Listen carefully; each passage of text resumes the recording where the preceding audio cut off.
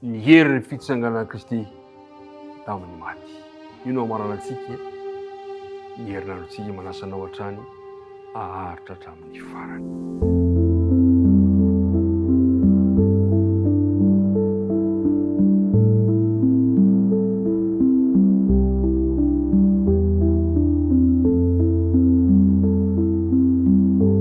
Miarabantsika indray amin'ity androany ity, tafahoana somatsara samy anatin'ny fahasalamana, sao anatin'ny hery sy ny fifaliana. Andeha mba hifanofahofantanana, hosolo ny fifandraisan-tanana, ka dia mirary soanao ary tononao aminao hatrany hoe ny fiatanan'ny Tompo ho aminao sy ny ankohonanao. Ndeha ry araka hivavaka isika. Andriamanitro, amarana ny herinandronay izahay amin'ny alalan'ny fandiniana ny teninao, misaotranao no mbola nitehirizanao anay ao anatin'ny fahavelomana. Mamelà nefa ny heloka sy tsy rambana vitanay teo anatrehanao, aoka mba ho vita fihavanana aminao izahay. Ankehitriny ary, raha andinika ny teninao, tomoera Tompo aty am-ponay amin'ny alalan'ny fanena masina, ka ampianatra anay, hitarika anay amin'izao fandiniana izao. Tononona ny vavaka aminaran'i Jesosy. Amen. Mino aho fa efa ambavanao le andinina tao tadiny.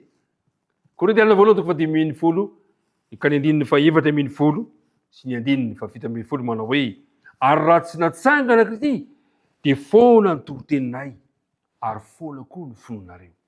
Ary raha tsy natsangana Kristy, dia foana ny finoanareo, ary mbola ho fahahotanareo ihany ianareo.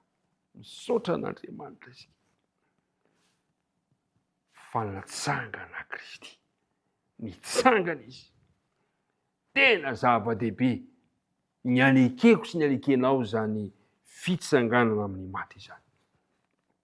Satria mantsy, raha tsy natsangana tamin'ny maty Kristy, dia tsy ho marina avokoa zay zavatra nolazainy ho antsika tsiraray avy. Ary tsy nisy vokany ny azo fijaliana, ary tsy voahonitra ny fahotantsika. Inona ny zavatra misy raha tsy natsangana Kristy? Tsy misy afa-tsy fahakiviana no anjara antsika tsiraray avy. Saingy izao, natsangana Jesosy. Natsangana izy, dia niakatra ao an-danitra, ary mbola hiverina hanangana an'ireo izay nodomandry ao aminy, ary hitondra antsika ho any aminy. Ry mpiara-midinika namana, zava-dehibe loatra zany fanantenana izany.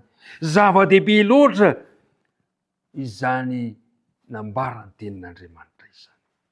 Zao no voalaza ny tenin'Andriamanitra ao filazantsarany Jaona 1:20, ka ny andininy 5:20 sy ny andininy 5:20 sy ny andininy 6:20. Hoy Jesosy taminy: izao ny fananganana ny maty sy fiainana. Izay mino ahy na dia maty aza, dia ho velona indray.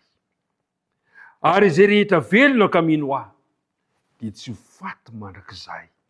Dia hoy ny fanontaniany manao hoe: mino izany va ianao? Mpiara-midinika namana, Aman-Driamanitra ny Kristy no antoky ny fiainana mandrakizay ho antsika tsiraray avy. Aman-Driamanitra ny Kristy, averiny ilay mandeha. Aman-Driamanitra ny Kristy no antoky ny fiainana mandrakizay ho ahy sy ho anao.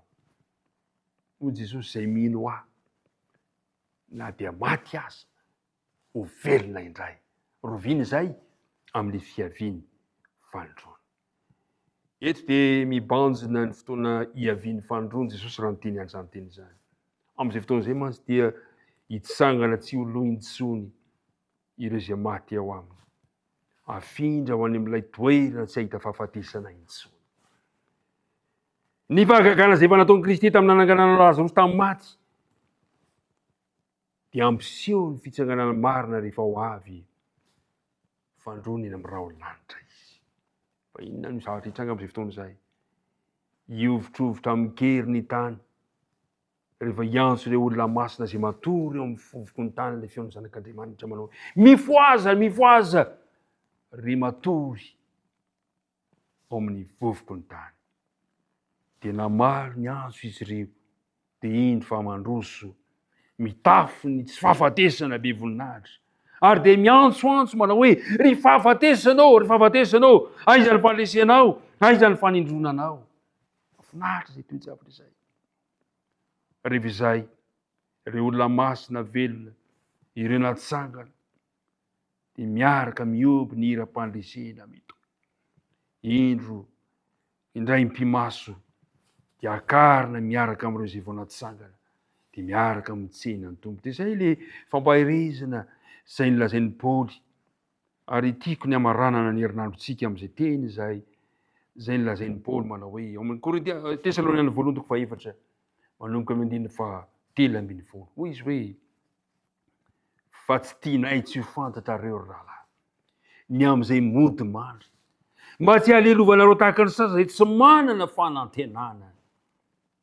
fa raha inontsika fa efa maty Jesosy sady efa natsangana indray dia toy izany hitondran'Andriamanitra izay fanodimandry tao amin'i Jesosy hiaraka aminy fa izao nolazainy aminareo amin'ny tenin'ny Tompo isika izay velona ka mbola mitoetra mandra-piavon'ny Tompo dia tsy mba hialoza fanodimandry tsy akory fa ny tenan'ny Tompo no hidina avy any an-danitra amin'ny fiantsoana sy ny fian'ny arkanjely ary ny trompetran'Andriamanitra ka izay maty amin'ny Kristy no hitsangana aloha ary rehefa afaka izany dia isika izay velona ka mbola mitoetra no akarina hiaraka aminy eny amin'ny rahona hitsenan'ny Tompo any amin'ny habakabaka dia ho any amin'ny Tompo mandraka riva isika ary mpiara-midinika namana indrezany fiaonana amin'izay fotoana izay fiaonana be voninahitra ho tafahoana ny tisy ny manina ho tafaray ireo izay nosarahany fahafatesana dia tsy saraka intsony ho any amin'ny Tompo mandraka riva isika ahitany Jesosy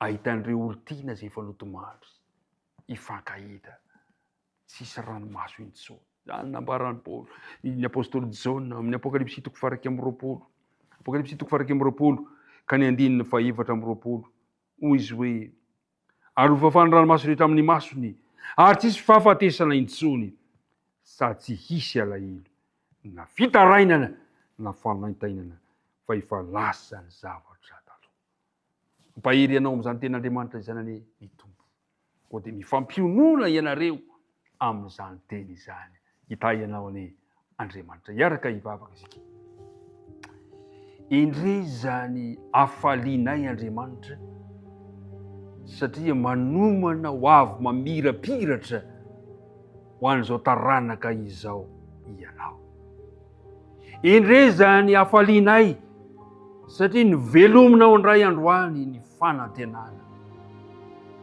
fa mbola iaona amin'ireny malala fanodimandry ireny aoka izany no ampitraka anay aoka izany no ampahery anay ka na dia atao hoe eo am-piandrasana izany tsy maintsy handalo fahafatesana ahita fahafatesana izahay mirotsaka ny ranomaso malahelo fa noho ny fanantenana izay apetraka ny teninao dia hitraka izahay ionina izahay satria mbola hifankahita aminao indray androany ary hifankahita amin'ireo izay nodimandry nisaraka taminay mitahi anay mitahi izao mpiara-midinika amiko izao mitahi ny fiainanay ny fivelomana ny asa mandrarà ny fianarana sy izay rehetra mahakasika anay ianao ny tantana anay tononona sy angatana vavaka aminaran'i Jesosy amen